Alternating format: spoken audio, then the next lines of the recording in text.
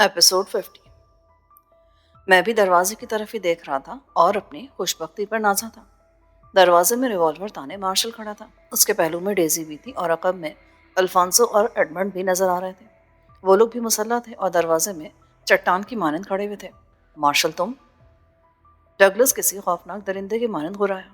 हाँ, मैं अपना आदमी लेने के लिए आया हूँ, मार्शल ने पुरसुकून लहजे में कहा। कौन सा आदमी? जिसे तुमने ऑपरेशन टेबल के साथ बांध रखा है। ये तुम्हारा आदमी है? मैं इसी के लिए आया हूँ। तुम्हारे लिए बेहतर यही है मार्शल के वापस चले जाओ। ये आदमी तुम्हें नहीं मिलेगा। तो तुम जंग चाहते हो? मार्शल ने पूछा। मैं जंग से नहीं डरता हूँ। जंग से तो मैं भी नहीं डरता हूँ, मार्शल ने जवाब दिया, मगर खामखा खून खराबा पसंद नहीं करता। इसलिए मुनासिब यही है कि इस आदमी को खामोशी से मेरे हवाले कर दो। वरना हो सकता है इस वक्त जो गोलियां मेरे रिवॉल्वर के चैम्बर में हैं वो तुम्हारे और तुम्हारे आदमियों के जिस्मों में मुंतकिल हो जाएं। डगलस का चेहरा गजबनाक हो गया, मगर बेबसी के आलम में वो तिलमिला कर रह गया। उसने एक नज़र मेरी जानिब देखा, फिर मार्शल से बोला, मुझे हैरत है कि मेरे आदमियों ने तुम्हें यहाँ तक कैसे आने दिया। बहरहाल अब वापसी तुम्हारे लिए मुश्किल होगी। नहीं मिस्टर डगलस, वापसी मेरे लिए ज़्यादा आसान हो गई है। तुम्हारे कई आदमियों ने मुझे रोकने की कोशिश की थी, लेकिन मेरे साथियों ने उन्हें मार डाला, और मेरे साथियों के हथियार अब भी शोले उगलने के लिए तैयार हैं। हर चंद के मैं सुलझो आदमी हूँ, मगर तुम अफायमत के मोड में नज़र नहीं आते। लिहाजा मैं 10 तक गिनती गिनूंगा। इस दौरान में अगर तुमने इस शख्स को आज़ाद कर दिया तो ठीक है, वरना मेरे आदमी बहुत खूंखार है। मैं तुम्हारी और यहाँ मौजूद तुम्हारे आदमियों की सलामती की जिम्मेदारी नहीं ले सकता। डगलस का चेहरा फिक्र तरद्दुद में डूब गया। वो किसी कदर परेशान सा नजर आने लगा। उसी वक्त मैंने अपने करीब खड़े हुए आदमी को पतलून की जेब में हाथ डालते देखा। उसने बड़ी होशियारी से रिवॉल्वर निकाल लिया था। खबरदार, इस शख्स के हाथ में रिवॉल्वर है, मैंने चीख कर कहा। डेजी शायद पहले ही उसे देख चुकी थी। इससे पहले कि वो फायर करता, डेजी के रिवॉल्वर ने एक शोला उगला और वो शख्स रिवॉल्वर समेत फर्श पर गिर गया। उसी लम्हे एक और अजीब बात हुई। डगलस ने ऑपरेशन टेबल के साथ लगा बटन दबाया। हल्का सा धमाका हुआ और पूरा कमरा दबीज धुएं से भर गया। खबरदार, फायर ना करना, मार्शल की आवाज़ आई, जो अपने आदमियों को हिदायत दे रहा था। गोली सिकंदर को भी लग सकती है, अंदर कुछ नजर नहीं आ रहा। मगर डेजी उसकी वार्निंग से पहले फायर कर चुकी थी और मुझे अपने करीब किसी के चीखने और कराने की आवाज़ भी आई, लेकिन धुएं के सबब मैं ये नहीं देख सका कि गिरने वाला कौन है। ये तुमने क्या किया? गोली सिकंदर को ना लग गई हो? मार्शल की मुतफक्किर आवाज़ आई। हरगिज नहीं, डेजी बोली। सिकंदर ऑपरेशन टेबल के साथ बंधा हुआ है, जबकि किसी के फर्श पर गिरने की आवाज़ आई है। कुछ ही देर बाद धुआं छट गया। मैंने इधर उधर नजर दौड़ाई। ऑपरेशन थिएटर में मेरे सिवा कोई मौजूद ना था। दाएं तरफ की खिड़की खुली थी और ये बात यकीनी थी कि वो सब खिड़की के रास्ते बाहर कूद गए हैं। टेबल के साथ बंधा होने के सबब मैं ये भी नहीं देख सकता था कि गोली किसको लगी है और नीचे गिरने वाला कौन है। धुआं छटते ही मार्शल अपने साथियों के साथ तेजी से मेरे करीब आ गया। तुम ठीक तो हो ना? उसने मेरी बंदिशें खोलते हुए कहा। हाँ, मैं बिल्कुल ठीक हूँ। ये देखो, टेबल के दूसरी जानिब कौन मरा पड़ा है, या महज जख्मी हुआ है कोई? अल्फांसो ने जल्दी से ऑपरेशन टेबल की दूसरी जानिब का रुख किया। इतनी देर में मेरी बंदिशें भी खुल चुकी थीं और मैंने देख लिया था कि मरने वाला डगलस नहीं, उसका कोई कारिंदा है। यहाँ से जल्दी निकल चलो। डगलस सांप की सी खासियत रखता है।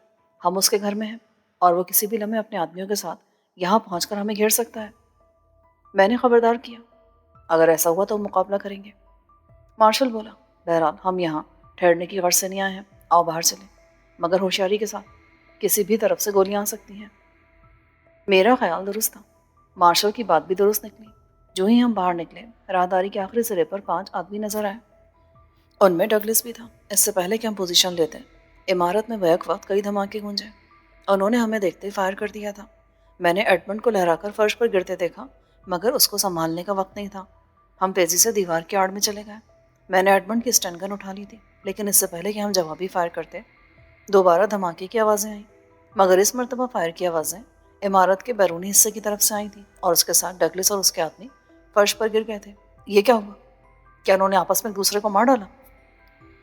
मैंने चौंक कर पूछा। नहीं, मार्शल ने जवाब दिया। तुम्हें बचाने के लिए मैं पूरे इंतजाम के साथ आया था। बाउंड्री वॉल के पास मेरे आदमी मौजूद हैं। फायरिंग उन्होंने की होगी। मार्शल की बात खत्म हुई ही थी कि डगलस फर्श से उठा और लंगड़ाता हुआ एक जानिब भाग खड़ा हुआ। वो चारों आदमी फर्श पर ही पड़े रह गए और गालिबन दुनिया से रुखसत हो गए थे। डगलस अभी जिंदा है, उसकी टांग में गोली लगी है। हमें उसका ताक़ुब करना चाहिए, वरना वो निकल जाएगा। नहीं डेजी, निकलता है तो निकल जाने दो। आज नहीं तो कल मेरे हाथों मारा जाएगा। मैंने उसे ख़त्म करने का तहैया कर लिया है। एडमंड के खून का बदला मैं ज़रूर लूँगा। میرے کسی بھی آدمی کی جان اتنی ارزاں نہیں ہے، تاہم اس وقت ڈگلس کا تعاقب کرنا خطرے سے خالی نہیں ہے۔ ہم اجنبی جگہ پر ہیں، ہمیں کچھ معلوم نہیں کہ اس کے آدمی کس کس جگہ پر چھپے ہوئے ہیں اور کس طرف سے ہم پر گولیوں کی بوچھاڑ آ سکتی ہے، جبکہ عقل مندی کا تقاضا یہ ہے کہ خود کو محفوظ رکھتے ہوئے دشمن کا خاتمہ کیا جائے۔ مارشل نے کہا، اس کا مطلب کہ ہم باہر نہیں جا سکتے؟ کیوں نہیں جا سکتے؟ مگر اس راستے سے نہیں۔ آپریشن تھیٹر کی کھڑکی سے نکل کر ہم چار دیواری تک پہنچیں گے، وہاں ہمارے آدمی موجود ہیں اور شاید وہ ہمارے پہنچنے تک فائرنگ جاری رکھیں گے۔ مارشل کی بات معقول تھی، اس کے علاوہ وہ باس تھا، حکم دے سکتا تھا۔ چنانچہ ہم دوبارہ آپریشن تھیٹر میں داخل ہو گئے۔ وہاں سناٹا تھا، صرف اس شخص کی لاش ابھی تک پڑی ہوئی تھی۔ میں نے اس کا ریوالور اٹھا کر جیب میں ڈالا اور ہم چاروں کھڑکی کی طرف بڑھ گئے۔ الفانسو نے سر باہر نکال کر اطراف کا جائزہ لیا اور ہمیں اپنے پیچھے آنے کا اشارہ کرتے ہوئے دوسری جانب اتر گیا۔ میدان صاف تھا، چنانچہ ہم لوگ بھی باری باری کھڑکی سے کود گئے۔ باؤنڈری وال وہاں سے 100 قدم کے فاصلے پر تھی۔ ہم نے بھاگ کر وہ راستہ طے کیا اور اس طرف رکنے کے بجائے چھلانگ لگا کر دوسری جانب پہنچ گئے۔ مارشل کو دیکھ کر اس کے آدمی جو باؤنڈری کے قریب موجود تھے فوراً اس کے پاس آ گئے۔ وہ تعداد میں 7 تھے اور سب کے ہاتھوں میں اسٹینڈ گنیں تھیں۔ کیا ہوا باس؟ ان میں سے ایک نے دریافت کیا۔ ہم نے کئی آدمیوں کو ٹھکانے لگا دیا ہے۔ کامیابی؟ ہم سکندر کو لے آئے ہیں۔ اب واپسی کا کیا حکم ہے؟ واپس جلدی چلو، اس وقت ڈگلس سے الجھنا مفید نہیں ہوگا، مارشل نے کہا۔ چند قدم کے فاصلے پر ایک وین کھڑی تھی، سب لوگ تیزی سے اس طرف بڑھ گئے۔ اسٹیئرنگ سیٹ خود مارشل نے سنبھالی اور پوری سپیڈ سے گاڑی دوڑا دی۔ اسی وقت عقب سے گولیاں چلنے کی آوازیں آئیں۔ مارشل نے رفتار مزید بڑھا دی اور ذرا دیر بعد ہم گولیوں کی رینج سے دور نکل گئے، لیکن ابھی بھی پوری طرح خلاصی نہیں ہوئی تھی۔ ہمیں جلدی تعاقب کا احساس ہو گیا۔ ایک کار طوفان کی طرح بڑھی چلی آ رہی تھی۔ چند لمحوں بعد اس سے فائرنگ بھی شروع ہو گئی۔ مارشل نے ایک جھٹکے کے ساتھ گاڑی روکی اور چیخ کر بولا، فائر! سب فوراً نیچے اتر گئے اور تعاقب میں آنے والی کار پر گولیاں برسانی شروع کر دیں۔ کار کو زیادہ فاصلہ طے کرنے کا موقع نہیں ملا، اس کی پیش قدمی رک گئی اور ذرا دیر بعد کار سے آگ کے شعلے بلند ہوتے نظر آئے۔ شاید ایک یا کئی گولیاں پیٹرول کی ٹنکی میں لگی تھیں۔ مارشل نے اپنے آدمیوں کو دوبارہ وین میں بیٹھنے کا حکم دیا۔ انجن اسٹارٹ کر کے گاڑی چلا دی۔ اس مرتبہ اس کے ہونٹوں پر تبسم تھا۔ اندھا دھند ڈرائیونگ کے بعد اب وہ بہت اطمینان سے گاڑی چلا رہا تھا۔ ڈیزی میرے قریب ہی بیٹھی تھی۔ میں جانتا تھا کہ اس کی سفارش پر مارشل نے یہ کارروائی کی ہوگی۔ میں نے اس کا شکریہ ادا کیا تو وہ مسکرا کر رہ گئی۔ اب بتاؤ، تمہارے ساتھ کیا واقعات پیش آئے؟ مارشل اپنی سیٹ پر بیٹھتے ہوئے بولا۔ اس سے پہلے وہ کافی کا آرڈر دے چکا تھا۔ میں نے متشکر لہجے میں کہا، جناب، میں آپ کا بے حد ممنون ہوں کہ عین وقت پر آپ نے میری مدد کی۔ ڈگلس میرے سلسلے میں بڑے خطرناک عزائم رکھتا تھا۔ اگر آپ لوگ صحیح وقت پر نہ پہنچ جاتے تو وہ اپنے مقصد میں کامیاب ہو جاتا اور میں دنیا کا 8واں جوا بن کر عجیب و غریب صورتحال سے دوچار ہو جاتا۔ میں سمجھا نہیں، ذرا وضاحت سے بیان کرو، مارشل نے دلچسپی سے پوچھا۔ میں نے اس کو تمام تفصیلات سے آگاہ کرتے ہوئے کہا، جناب، اگر آپ بر وقت نہیں پہنچ پاتے تو مجھے کبھی تلاش نہیں کیا جا سکتا تھا۔ مسل پھرا میرا دماغ ایک دوسرے جسم میں منتقل کر دیتا اور میری شخصیتی مسخ ہو کر رہ جاتی، یا آپریشن کی ناکامی کی صورت میں میں موت سے ہمکنار ہو جاتا۔ یہ خبر اڑتی اڑتی میرے پاس بھی پہنچی تھی کہ وہ اسی نوعیت کے تجربات کر رہا ہے۔ بہرنام، تم ڈیزی کا شکریہ ادا کر سکتے ہو، اس تمام معاملے میں وہی پیش رہی تھی۔ میں نے ایک بار پھر ڈیزی کا شکریہ ادا کیا، پھر مارشل سے بولا، جناب، میں ڈگلس سے انتقام لینا چاہتا ہوں۔ میں اسے زندہ نہیں چھوڑوں گا۔ اسے ہلاک کرنا ایک طرح سے انسانیت کی خدمت ہوگی۔ نامعلوم کتنے بے گناہ افراد اس کے تجربات کی بھینٹ چڑھ جائیں۔ میں بھی ایڈمنڈ کے خون کا انتقام لیے بغیر چین سے نہیں بیٹھوں گا، مگر ابھی نہیں، چند روز ٹھہر کر، پہلے یہ معلوم ہو جائے کہ ڈگلس کیا قدم اٹھاتا ہے۔ ہمیں یہ بھی معلوم کرنا ہوگا کہ وہ اس وقت کہاں ہے۔ آیا اس عمارت میں موجود ہے یا اپنی طے آب رہائش گاہ میں پہنچ گیا ہے؟ او ہاں، یاد آیا، ڈیزی نے مجھے بتایا تھا کہ اس نے سمندر کی تہہ میں رہائش گاہ بنا رکھی ہے۔ کیا آپ کو اس جگہ کا علم ہے؟ شمالی ساحل کے قریب ایک ویران مقام پر گہرے پانیوں میں اس کی کمین گاہ ہے، جہاں تک پہنچنے کے لیے بڑے انتظامات کرنا ہوں گے۔ تاہم اگر یہ معلوم ہو گیا کہ ڈگلس وہیں پر ہے تو میں اس سے دو ہاتھ کرنے ضرور وہاں پہنچوں گا۔ ایک بات نے مجھے بہت فکر مند کر رکھا ہے۔ میں نے مریم کے بارے میں ڈگلس کو آگاہ کیا۔ اگر وہ اس کے پاس پہنچ گئی تو ڈگلس تو اسے فل فور ختم کر دے گا۔ وہ انتہائی کینہ پرور شخص ہے، بلکہ ہو سکتا ہے کہ برین ٹرانسپوزیشن کے لیے وہ اسی کو استعمال کرے۔ میں نے فکر مند لہجے میں کہا، درست کہا آپ نے، وہ ایسا کر سکتا ہے۔ اب ہمیں فوری طور پر اس سے نمٹنا ہوگا۔ ذرا صبر سے کام لو، میرے آدمی گھات میں لگے ہوئے ہیں، شام تک صورتحال واضح ہو جائے گی کہ وہ کہاں ہے۔ بہرحال تم ایسا کر سکتے ہو کہ میرے آدمیوں کو ساتھ لے لو اور ایئرپورٹ کی نگرانی کرو۔ वही तुम्हारी साथी लड़की जिसका नाम तुम मरियम बता रहे हो जहाज से उतरे और लॉन्च पर पहुंचे तो उसे तमाम सूरत हाल से आगाह कर दो और अपने साथ यहीं ले आओ।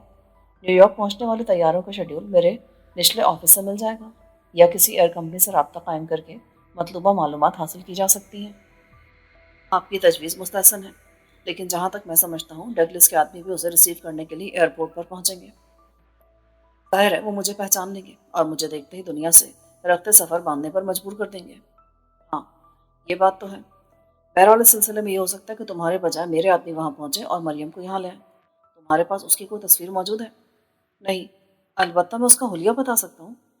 एक हुलिये की कई औरतें हो सकती हैं, इसमें मुगालते का इम्कान है, बल्कि इस मामले में ज़रा सी गलती तुम्हारी साथी के लिए ख़तरनाक हो सकती है। एक तरकीब मेरी समझ में आई है। मैंने कहा, वो क्या? मैं मेकअप में एयरपोर्ट जाऊंगा, इसमें गलती का इम्कान है। हो सकता है वो तुम्हें पहचानने से कासिर रहे और डगलस के आदमी उसे उचक लें। तस्वीर उनके पास भी नहीं है, वो उसकी शनाख्त के लिए कोई ना कोई तरीका वज़ा कर लेंगे। एक और बात, मैं ऐसा मेकअप करूंगा जिसमें मरियम मुझे मुतादिद बार देख चुकी है। ये ठीक रहेगा। मार्शल ने गोया बात ख़त्म करते हुए कहा, डेजी और अल्फांसो को भी अपने साथ ले जाओ, मगर उनका मेकअप भी कर दो। लंदन से पहली फ़्लाइट यहाँ शाम 5 बजे पहुँचती है। आई थिंक सबसे पहले उसी को चेक करो, बेहतर है। मैंने इस बात पर सर हिला दिया। उसके बाद मीटिंग खत्म हो गई। मार्शल की रोल्स रॉयस पूरी रफ्तार से न्यूयॉर्क के बैनुल दौड़ रही थी। ड्राइविंग अल्फांसो कर रहा था, मैं और डेजी पिछली सीट पर थे। मैंने वही मखसूस मेकअप कर रखा था जिसमें मरियम। डेजी को मैंने एक अधेड़ उम्र औरत बना दिया था और अल्फांसो मुकद्दस पादरी के भेस में था। तुम्हारा उस औरत से क्या ताल्लुक है? डेजी ने मायनेखेज अंदाज में मुस्कुरा कर पूछा। Life partner? No, business partner. खूबसूरत है? हासी। तुमने नाम क्या बताया था उसका? मैं नाम बताने ही वाला था कि एक ज़बरदस्त धमाका हुआ और कार एक लोडिंग ट्रक से टकरा गई। मुझे सिर्फ इतना महसूस हुआ कि एक्सीडेंट हो गया है। उसके बाद कोई होश न रहा। शायद तो मैं अस्पताल के स्पेशल रूम में था। अस्पताल के अमले के अलावा मार्शल और उसके आदमी भी कमरे में मौजूद थे। सर, घोड़े की मानंद दुखता हुआ महसूस हुआ। मेरे मुंह से करा निकल गई। मार्शल मेरे करीब आया और मुझसे बोला, मामूली ज़रबात आई है, डॉक्टर कहता है 2-3 रोज तक अस्पताल से रुखसत कर दिए जाओगे। किसी का क्या हाल है? मैंने नहीं आवाज़ में पूछा। जी ठीक है, उसे भी कोई खास चोट नहीं आई, मगर क्या हुआ? कोई खास बात? अल्फांसो मर गया। एक्सीडेंट बहुत शदीद था और इसे मौत से कहा जा सकता है कि तुम और डेजी ना सिर्फ बच गए बल्कि बहुत खफीफ चोटें आई। अल्फांसो की मौत का मुझे बहुत दुख हुआ। उसका और मेरा काफ़ी अरसे तक साथ रहा था और जराइम की दुनिया से मुतल्लिक होने के बावजूद वो बड़ा मुखलिस आदमी था। बहरहाल ये सोचकर दिल को तसल्ली दी कि वो इतनी ज़िंदगी लेकर आया था। ज़रबात चूँकि शदीद नौयत की नहीं थी, चुनांचे तीसरे रोज़ हम दोनों को अस्पताल से रुखसत कर दिया गया। मेरा मुख्तसर सामान चूँकि डेजी के फ्लैट पर था, चुनांचे अस्पताल से रुखसत होकर मैं वहीं गया। मार्शल की हिदायत भी यही थी। 3 रोज़ में मैं बिल्कुल ठीक हो गया था। डेजी भी सेहतयाब हो गई थी, बल्कि मुझसे बेहतर हालत में थी, क्योंकि मेरे मुकाबले में उसे निस्बतन कम चोटें आई थी। शुक्र है कि हम बच गए। एक्सीडेंट बहुत शदीद था, शायद हमारी कोई नेकी काम आ गई। शाम के खाने पर डेजी बोली। मैंने हंसकर कहा, तुम्हें यकीन है ज़िंदगी में कोई नेकी सरजद हो गई होगी? हो सकता है नादानिस्तगी में कभी ऐसा हो गया हो। डेजी भी हंस दी। मैंने मुतफक्किर लहजे में कहा, मुझे मरियम की बहुत फिक्र है। अगर वो इस दौरान में न्यूयॉर्क पहुंच गई है, जो कि यकीनी अमर है, तो यकीनन डगलस के आदमियों के चुंगल में फंस गई होगी। घबराओ मत, सुबह हम मार्शल से बात करेंगे। मुझे यकीन है कि वो इस सिलसिले में गाफिल नहीं रहा होगा। जो इरादा वो कर लेता उससे कभी पीछे नहीं हटता। डगलस की ज़ेरियाब रिहाइशगाह पर हमला करने के लिए उसने तमाम इंतजामात मुकम्मल कर लिए होंगे। खाने से फारिग होकर हम ड्राइंग रूम में आ गए और उसी वक्त फ़ोन की बेल बजने लगी। खुद फ़ोन सुनने की बजाय डेजी ने मुझे इशारा किया। मैंने रिसीवर उठाया तो जानी पहचानी गूंजदार आवाज़ सुनाई दी। हेलो, मार्शल है। गुड इवनिंग सर, मैं सिकंदर हूँ। कैसे हो अब तुम? बिल्कुल ठीक। डेजी कहाँ है? डेजी यहाँ मौजूद है जनाब। ठीक है, मैंने ये बताने के लिए फ़ोन किया है कि डगलस अपनी तह आब रिहाइशगाह में पहुँच गया है। मेरे आदमियों ने इत्तला भी दी है कि एक एशियाई औरत भी वहाँ पर पहुँचा दी गई है। उन्होंने अपनी पार्टनर का जो हुलिया बताया था वो उसके मुताबिक है। यकीन है कि वो मरियम ही थी। मैंने मुतफक्किराना लहजे में पूछा। मिस्टर सिकंदर, बात नहीं कहता। उसके लहजे में नागवारी का हल्का सा तासर था।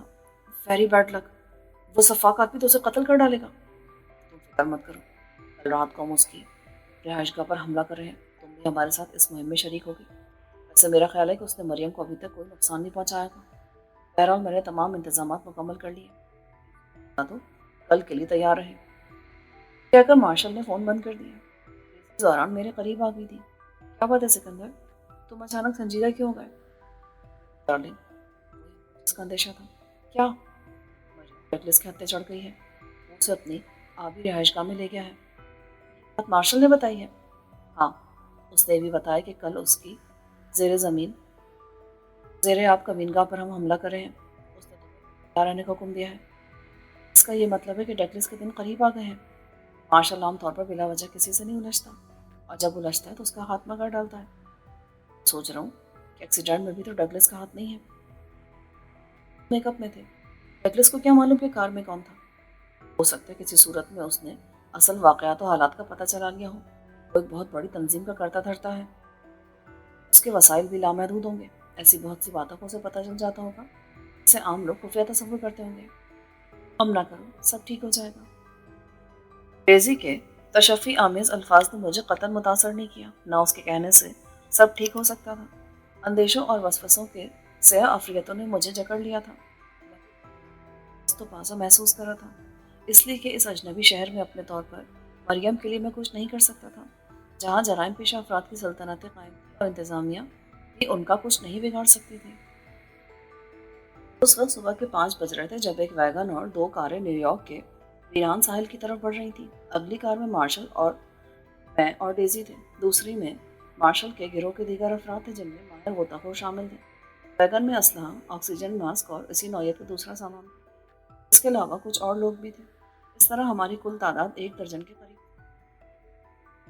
मैंने मार्शल से पूछा, आपको उस जगह का इल्म है जहाँ समंदर की तह में डगलस की पनाहगाह है? ऐसी अहम और पुरखतर मुहिम पर मुकम्मल मालूमात हासिल किए बगैर रवाना नहीं हो जा सकता। मैंने और मेरे आदमियों ने इस बात का पता चलाने के लिए यहाँ बहुत सा वक्त बर्बाद किया है। और सब पानी में गए थे? डेज़ी ने पूछा। नहीं, अलबत्ता उस जगह की निशानदेही हो गई है जहाँ डगलस के आदमी सतह समंदर से अचानक पानी की तह में गायब हो जाते हैं। ये बात मुझे पहले से मालूम थी और गुज़श्ता रोज़ अपनी आंखों से वहाँ एक छोटी आबदोस देख चुका हूँ जो डगलस के मिल्कियत है। स्मगलिंग का तमाम सामान, जिसमें ज़्यादातर हिस्सा मंशियात का होता है, सबसे पहले वहीं पहुँचती है। बहरहाल समंदर में उतर कर हम उसकी कमीनगाह को तलाश। डेज़ी ने पूछा, समंदर की तह में डगलस की रिहाइश का क्या इंतज़ाम होगा? बहुत मामूली सी बात है। मुमकिन है पानी के अंदर समंदरी चट्टानों के दरमियान में उसने जदीद मकान तामीर कर रखा हो या इसी नौयत का कोई दूसरा इंतजाम हो।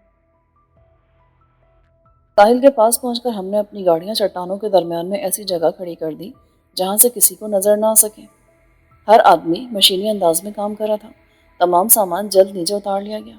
मार्शल कुछ आगे बढ़कर पानी में चला गया जहां दम तोड़ती लहरें उसकी पिंडलियों को छू रही थीं, और मार्शल हद नज़र तक फैले हुए समंदर का जायजा ले रहा था। यकीनन वो उस मुकर्रर जगह को शनाख्त कर रहा था जहाँ डगलस के आदमी समंदर में गायब हो जाते थे।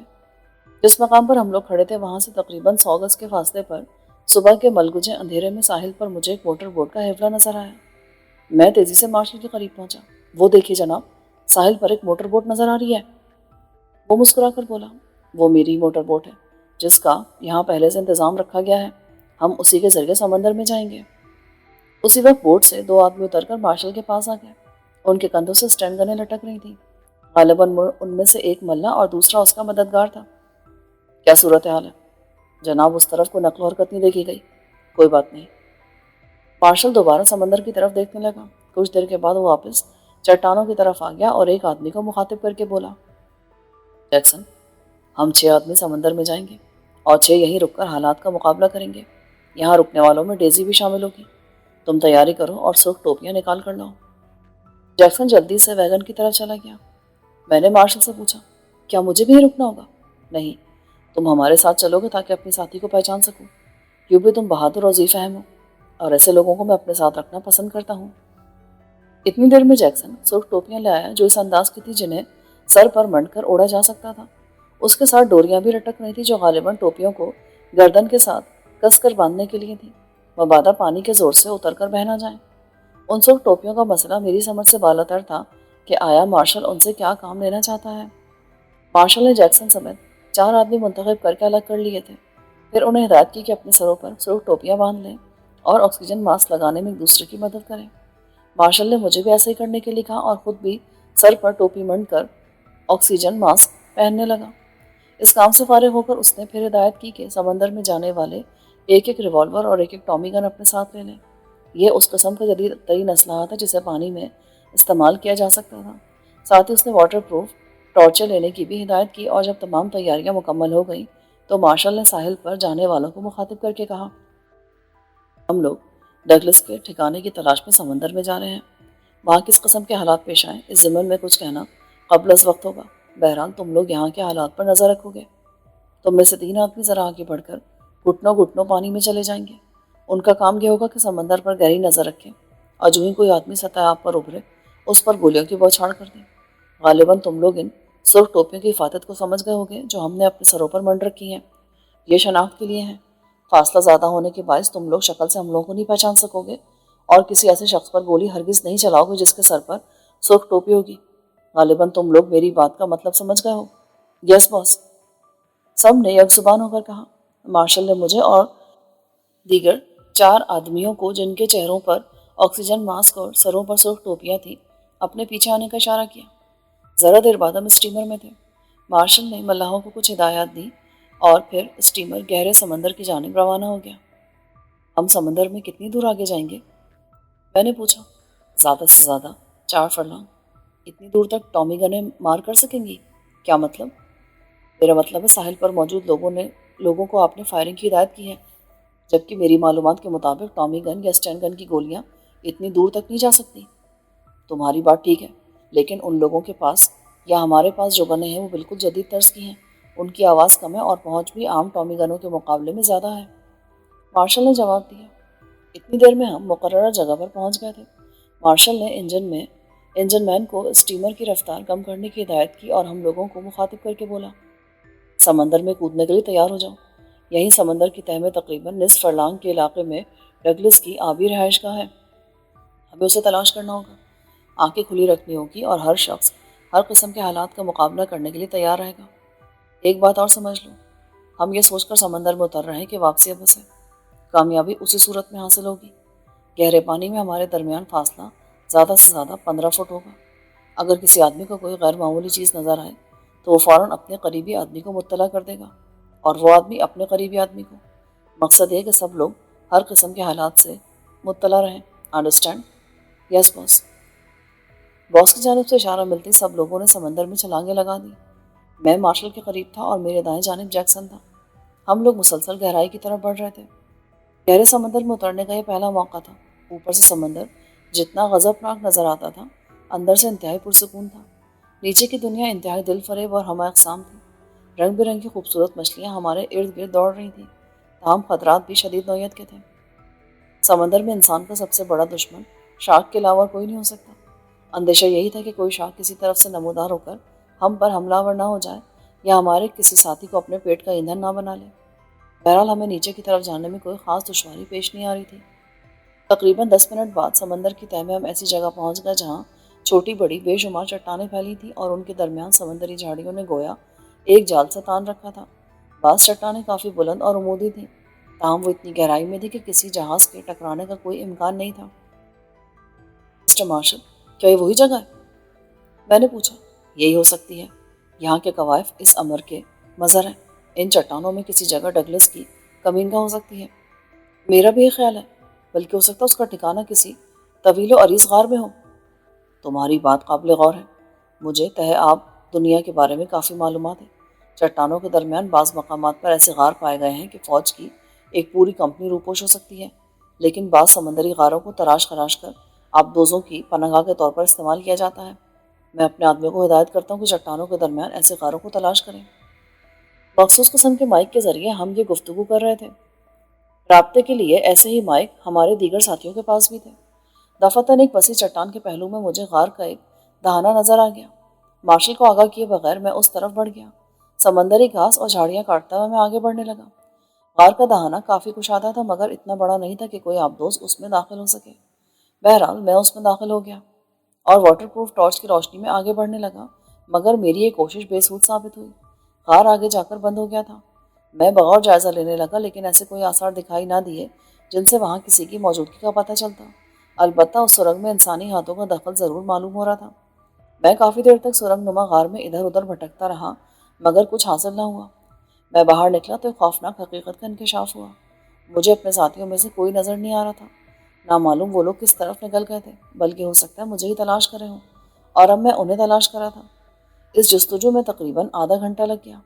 اب میں کسی قدر پریشان ہو گیا تھا اور چٹانوں کے درمیان جھاڑیوں میں الجھتا پھر رہا تھا۔ ایسی جستجو تلاش میں ایک ایسی جگہ پہنچ گیا جہاں چٹانوں کے آگے جھاڑیاں اونچی گھنی اور ناقابل عبور تھی۔ جھاڑیوں کی ترتیب اور وضاقتہ سے ظاہر ہوتا تھا کہ اس میں انسانی ہاتھوں کی کارفرمائی شامل ہے، جیسا کہ عام طور پر باغات وغیرہ کے گرد باڑ لگائی جاتی ہے۔ میرے شعبے کو تقویت پہنچی۔ میں نے قریب جا کر جھاڑیوں کا جائزہ لیا اور دوسرے لمحے مجھ پر ایک عجیب حقیقت کا انکشاف ہوا۔ وہ پلاسٹک کی بنی ہوئی مصنوعی جھاڑیاں تھیں۔ میں نے خنجر نکال کر جھاڑیاں کاٹنی شروع کر دی اور عمودی چٹانوں کے قریب پہنچ گیا۔ وہاں خاصی تاریکی تھی، چنانچہ واٹر پروف ٹارچ روشن کرنا پڑی۔ میری چھٹی اس نے احساس دلایا تھا کہ اس طرف کوئی غیر معمولی بات ضرور ہے۔ چٹانوں کے درمیان سے گزر کر میں کافی آگے بڑھ گیا۔ دفعتاً مجھے احساس ہوا کہ میں ایک بہت بڑی سرنگ میں داخل ہو گیا ہوں۔ میرا تجسس مزید بڑھا۔ میں اور آگے چلا گیا اور ابھی زیادہ دور نہیں گیا ہوں گا کہ یکا یک چونک پڑا۔ میں کہہ نہیں سکتا کہ جہاں اس وقت موجود تھا اسے سرنگ کا نام دو یا غار کا۔ بہرحال چٹانوں کے درمیان ایک آبدوز کا حوالہ نمایاں نظر آ رہا تھا۔ میرا ذہن بہت تیزی سے کام کر رہا تھا اور میں اس نتیجے پر پہنچ گیا تھا کہ ڈگلس کا ٹھکانہ یہ آبدوز ہو سکتی ہے۔ لیکن مشکل یہ تھی کہ میں اپنے ساتھیوں سے بچھڑ گیا تھا اور مجھے کچھ معلوم نہیں تھا کہ وہاں کتنے لوگ ہوں گے اور کس قسم کے حالات پیش آ سکتے ہیں۔ بہرحال میں خائف نہیں تھا۔ اس سے بیشتر بھی میں متعدد بار خطرناک صورتحال سے دوچار ہو چکا تھا اور اکیلے کئی افراد کا مقابلہ کر کے کامیابی حاصل کی تھی۔ میں نے اپنے ساتھیوں کی تلاش میں ادھر ادھر نظریں دوڑائیں، لیکن قرب و جوار میں کوئی دکھائی نہ دیا۔ میں نے چند ثانیے غور کیا۔ اب سوال یہ تھا کہ آبدوز کے اندرونی حصے میں داخل ہونے کے لیے کیا طریقہ کار اختیار کروں، اور یہ کہ وہاں پہنچ کر حالات سے کس طرح نمٹا جائے۔ ابھی میں کھڑا سوچ ہی رہا تھا کہ گردن کے پچھلے حصے پر ریوالور کی نال کا دباؤ محسوس ہوا۔ اس کے ساتھ ہی غراتی ہوئی آواز سنائی دی، خبردار، ٹامی گن پھینک دو، یہ بھی سمجھ لو کہ میری انگلی ٹریگر پر ہے۔ کوئی غلط حرکت کی تو تمہارے جسم کے سوراخوں میں مزید ایک سوراخ کا اضافہ ہو جائے گا۔ میں سناٹے میں آ گیا۔ بہرحال اس کے سوا کوئی چارہ نہ تھا کہ اس کے حکم کی تعمیل کروں اور گن پھینک دوں۔ میں سوچ بھی نہیں سکتا تھا کہ ہتھیار بند ہونے کے باوجود یوں اچانک چوہے کی مانند پکڑ لیا جاؤں گا۔ کون ہو تم؟ میں نے آہستہ سے پوچھا۔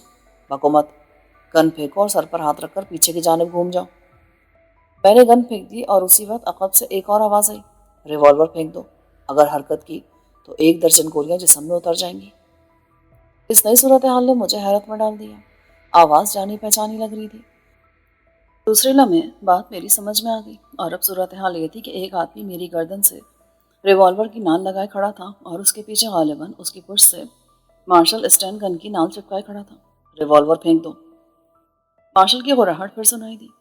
مجھے اپنی گردن سے ریوالور کی نال ہٹتی ہوئی محسوس ہوئی، اور پھر جہاں میری اسٹین گن پڑی تھی وہیں ریوالور بھی جا گرا۔ میں نے فوراً پلٹ کر اس کے منہ پر پوری قوت سے گھونسا دے مارا اور وہ آبدوز کے ڈیک پر لڑک گیا۔ ٹھہرو ٹھہرو، مارشل نے مجھے روکا۔ پھر وہ اس شخص کا گریبان پکڑ کر اس سے پوچھنے لگا، ڈگلس کہاں ہے؟ آبدوز کے اندر۔ وہاں اور کتنے آدمی ہیں؟ 7۔ ان میں کوئی ایشیائی عورت مریم بھی ہے؟ ہاں، ڈگلس اسے ایئرپورٹ سے لے کر آیا تھا۔ ڈگلس اسی آبدوز پر قیام کرتا ہے؟ ہاں۔ باس نے اسے اپنی رہائش گاہ کے لیے مخصوص کر رکھا ہے۔ بکواس مت کرو۔ مارشل نے اسے 2-3 جھٹکے دیے۔ مجھے معلوم ہوا ہے کہ ڈگلس اس آبدوز کو اسمگلنگ کا سامان لانے لے جانے کے لیے استعمال کرتا ہے۔ سچ بتاؤ، ورنہ بھی تمہارے خون سے پانی رنگدار ہو جائے گا۔ وہ دوسری آبدوز ہے، وہ شخص کانپتا ہوا بولا۔ وہ کہاں ہے؟ وہ رہی۔ اس نے ایک جانب اشارہ کیا۔ وہ کل ہی یہاں پہنچی ہے، اس میں 2000 پاؤنڈ ہیروئن ہے۔ 2000 پاؤنڈ؟ میری زبان سے حیرت کے کلمات نکلے۔ مارشل نے اس انکشاف پر حیرت کا قطعاً اظہار نہیں کیا، بلکہ اس جانب دیکھنے لگا جس طرف اس آدمی نے اشارہ کیا تھا۔ میں نے بھی اس طرف دیکھا، اور اس کے ساتھ ہی ایک اور اہم انکشاف ہوا۔ تقریباً 20 فٹ کے فاصلے پر چٹانوں کے درمیان جھاڑیوں میں گھری ہوئی ایک اور آبدوز نظر آ رہی تھی۔ سکندر ہوشیار! مارشل نے تیز سرگوشی کی اور بجلی کی تیزی کے ساتھ آبدوز کے عرشے پر گر گیا۔ اس کے ساتھ ہی اس نے ڈگلس کے آدمی کی ٹانگیں پکڑ کر کھینچ لی تھی۔ وہ بھی نیچے آ رہا تھا۔ میں نے بھی دوسری آبدوز کے عرصے پر 5 آدمیوں کو دیکھ لیا تھا جن کے ہاتھوں میں ایئر کول گنیں تھیں۔ اگر میں بھی خود کو فوراً ہی عرصے پر نہ گرا دیتا تو یہ بات یقینی تھی کہ میرے جسم میں کم و بیش 25 گولیاں پیوست ہو جاتی اور شاید دوسری سانس لینے کی مہلت نہ ملتی، کیونکہ پانچوں نے بیک وقت اپنی گنوں کے ٹریگر کھینچ لیے تھے اور شاید 5 گولیوں کا برسٹ مارا تھا۔ فائر سکندر! مارشل نے چیخ کر حکم دیا اور اس کے ساتھ ہی ہم نے اپنی بندوقوں سے شعلے اگل دیے۔ ہمارے پہلے ہی برسٹ کامیاب ہوئے کیونکہ 5 میں سے 3 آدمی لہرا کر ڈیک سے نیچے پانی میں گر گئے تھے، جبکہ باقی 2 فوراً عرصے پر لیٹ گئے اور اب دونوں طرف سے دھواں دھار فائرنگ شروع ہو گئی تھی۔ یک دوسری آبدوز پر ان 2 آدمیوں کے عقب میں 4 آدمیوں کے حوالے نظر آئے۔ واقعی مارشل کا کوئی کام مصلحت سے خالی نہ تھا۔ اگر مجھے ان چاروں کے سروں پر سرخ ٹوپیاں نظر نہ آتی تو میں سب کو بھون کے رکھ دیتا۔ ہمارے ساتھ آنے والے مارشل کے آدمی تھے وہ۔ انہوں نے ڈگلس کے دونوں آدمیوں کو موت کے گھاٹ اتار دیا اور وہ بھی اسی آبدوز پر چلے آئے جس پر میں اور مارشل تھے۔ یہ کون ہے باس؟ جیکسن نے ڈگلس کے آدمی کی طرف اشارہ کیا۔ یہ ڈگلس کا آدمی ہے، شاید آبدوزوں کی نگرانی کے کام پر مامور تھا۔ یہ کہہ کر اس نے اسے گریبان سے پکڑ کر کھڑا کر دیا۔ جیکسن اس کی جانب گن سیدھی کرتے بولا، باس اس کا بھی باجا بجا دوں؟ نہیں، یہ ہمارے کام آئے گا، اس سے بہت سی معلومات حاصل ہو سکتی ہیں۔ نام کیا تمہارا؟ ٹانی۔ ٹانی کیا مطلب؟ مارشل نے پوچھا۔ ٹونی نام تو سنا ہے، یہ ٹانی کب سے ایجاد ہوا؟ بس مجھے اسی نام سے پکارا جاتا ہے۔ اوکے، مجھے تمہارے نام پر کوئی اعتراض نہیں، مگر یہ بتاؤ یہ 5 آدمی کہاں سے ہیں؟ وہ دوسرے آبدوز میں تھے۔ اس آبدوز میں ان کے علاوہ اور بھی کوئی ہے؟ نہیں، سچ کہہ رہے ہو؟ آبدوز میں داخل ہو کر دیکھ لو۔ اس آبدوز میں ہم بعد میں داخل ہوں گے، مارشل نے کہا۔ 2000 پاؤنڈ قیمتی ہیروئن کو میں سمندر میں چھوڑ کر نہیں جا سکتا، لیکن پہلے ہم ڈگلس کی خیریت دریافت کرنا چاہیں گے۔ ہمیں بتاؤ آبدوز میں کس طرف سے داخل ہوا جا سکتا ہے؟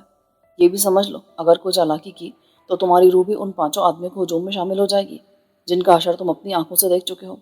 بصورت دیگر میں تمہیں اپنے گروہ میں شامل کر سکتا ہوں کیونکہ ڈگلس آج ختم ہو جائے گا۔ میں وفاداری کا وعدہ کرتا ہوں۔ گڈ، تو پھر ہمیں آبدوز کے اندر لے جاؤ اور ایسے راستے سے کہ آخر وقت تک کسی کو ہماری موجودگی کا علم نہ ہو۔ ایسا ہی ہوگا۔ اس کے لہجے میں سچائی تھی۔ میں آپ لوگوں کو خفیہ راستے سے آبدوز کے اندر لے جاؤں گا۔ باس، اس تمام درد سری کی ضرورت کیا ہے؟ ہم گرینیڈ مار کر آبدوز کو تباہ کیوں نہ کر دیں؟ نہیں جیکسن، آبدوز میں سکندر کی ساتھی مریم موجود ہے اور مجھے ہر صورت میں اس کی سلامتی عزیز ہے۔ اوہ، پھر تو ہمیں ڈگلس کی خبر لینا ہوگی۔ چلو مسٹر ٹانی یا ٹونی، جو بھی تم کوئی ہو، جیکسن نے کہا۔ میں، جیکسن اور سکندر اس شخص کی معیت میں اندر جائیں گے، مارشل کہنے لگا۔ باقی 3 آدمی یہاں ڈیک پر موجود رہیں گے اور ڈگلس کا جو بھی آدمی باہر نکلنے کی کوشش کرے گا اسے گولی سے اڑا دیں گے۔